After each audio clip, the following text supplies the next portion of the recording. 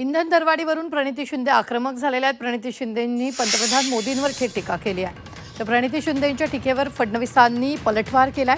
कुणाबद्दल बोलतो याचं भान असलं पाहिजे। मुख्यमंत्री फडणवीसांचा प्रणिती शिंदेंना टोला।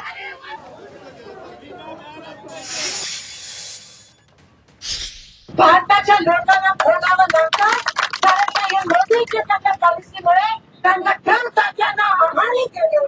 त्यांच्यासमोर जसं ट्रम्प बोलले तसं मोदी बोलले। केवळ अदानीचे जे गुन्हे आहेत ते माफ करण्यासाठी ट्रम्पचे आव्हाने केले आणि आपल्या शेतकरी संकटात पडला। मात्र हे अमेरिकेत विमानात जाऊन वेगळी करत बसते। प्रणिती शिंदे या पहिल्यांदाच खासदार झालेल्या आहेत, पूर्वी आमदार होत्या। अपेक्षा आहे की अशा लोकांनी मॅच्युरिटीने बोललं पाहिजे, पण कोणी इमॅच्युरिटी दाखवली तर त्याला आपल्याला सांगता थोडी होतं।